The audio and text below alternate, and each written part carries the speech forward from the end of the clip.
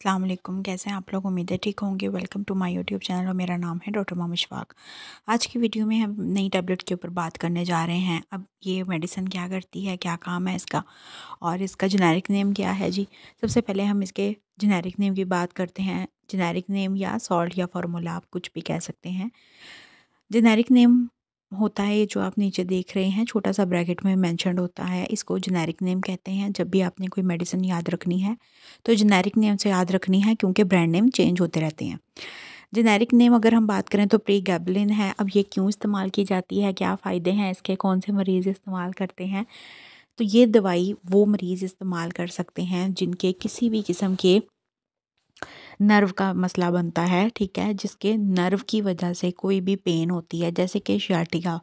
अगर मैं एक आम बात करूं तो अक्सर लोगों को ये मसला अक्सर ज़्यादा मौजूद है आजकल।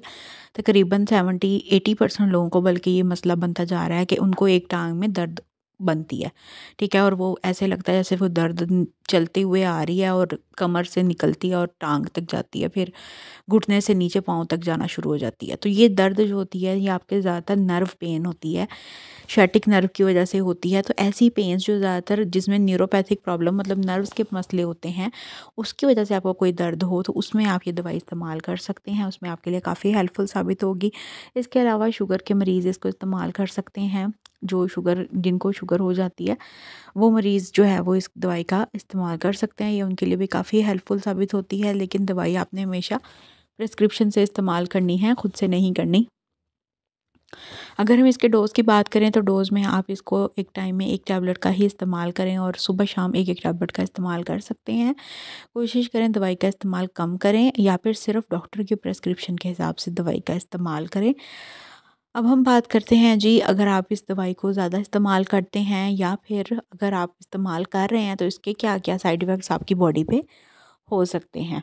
तो साइड इफ़ेक्ट्स की हम बात करते हैं तो सबसे मेन साइड इफ़ेक्ट जो इस दवाई का होता है लोगों पे, तो वो साइड इफ़ेक्ट होता है स्लीपी, मतलब इंसान को गनूदगी तारी रहती है, स्लीपी स्लीपी सा रहता है, मतलब उसको नींद तारी रहती है उसके ऊपर।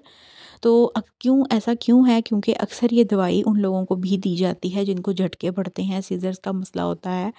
तो ये क्या करती है, ये आपके दिमाग को थोड़ी देर रिलैक्स कर देती है, सुला देती, मतलब ऐसे लगता है जैसे इंसान सो सकता है, ठीक है। तो इसलिए ये इसका एक बहुत बड़ा साइड इफ़ेक्ट है। तो आपने कोशिश करनी है कि अगर आप ऐसी कोई दवाई इस्तेमाल कर रहे हैं तो इसके बाद आप किसी मशीनरी का, गाड़ी का इस्तेमाल ना करें कुछ वक्त के लिए। इसके अलावा ये ड्राइनेस ऑफ माउथ कर सकती है, आपको कॉन्स्टिपेशन कर सकती है, इस तरह के मसले आपके साथ कर सकती है, स्टमक इरिटेशन हो सकती है। तो उम्मीद है वीडियो समझ आई होगी, अच्छी लगी होगी। किसी का कोई क्वेश्चन हो तो वो पूछ सकते हैं। अपना बहुत सारा ख्याल रखिएगा और चैनल को सब्सक्राइब कर दीजिएगा। अल्लाह हाफिज़।